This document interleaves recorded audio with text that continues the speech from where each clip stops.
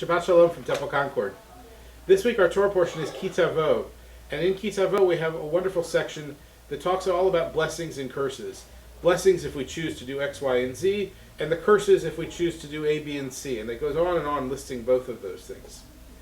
And the question then comes, A, do we really believe that God is watching all of that? And B, do we really have choice in the matter? And is there a place for choice within Judaism? As Reform Jews, we answer the second question wholeheartedly. Yes, we believe there is choice in Judaism. As for what God wants, most of us are probably not quite willing to say we know what God wants or if God's really watching or not, because none of us really know. None of us have been able to report back. But we sometimes can act as if we believe God is watching and hopefully then elevate how we live our daily lives. But in this business of choosing, there is something where our Reform movement has much to say. Early on, Reformers believed in a sense of choice, and the worship services reflected that choice. If you wanted to do X, you did it. If not, you did the other. Then the Reform movement developed a sort of orthodoxy on its own, little o orthodoxy, that said, this is the way we do it. And if you come to services this High Holidays, you'll see that the Reform movement is sort of taking a twist again.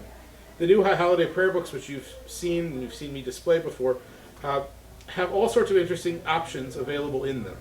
If one wanted to do a service that felt like the Union prayer book that was overwhelmingly in English, one could do so from this book.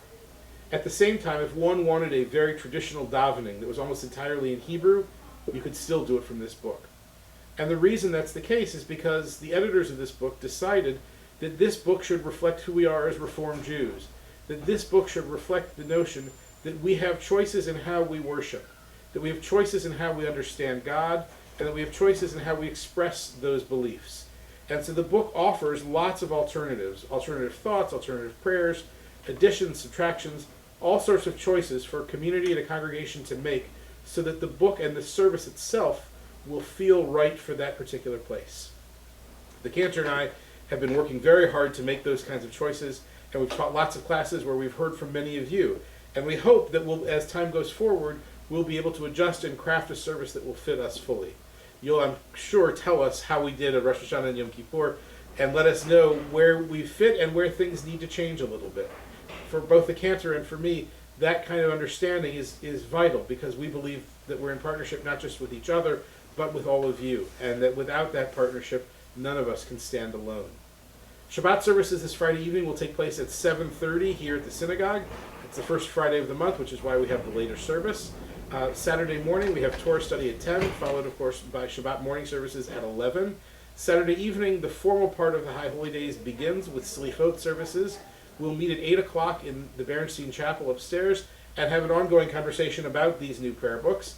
And then we'll join together for an oneg, and then for the Slichot ceremony in the sanctuary. The service should begin around 10 o'clock in the evening, and it's a very warmly but low-lit service where we change the mantles of the Torah covers and really prepare ourselves for this new season. Sunday morning is Labor Day weekend, and things will be quiet here on Monday, but the following week, religious school will begin, and all of a sudden the temple will pop alive again. For now, I wish you a Shabbat of making choices that make the time more sacred for you. When we come to Rosh Hashanah, I hope you'll look through the book and see all of the different options and begin the work of discovering what your truth is and what makes sense for you. I know I'll be doing that, and I look forward to partnering with you as we go forward with all of that. For now, though, Shabbat Shalom. Look forward to seeing you at the temple.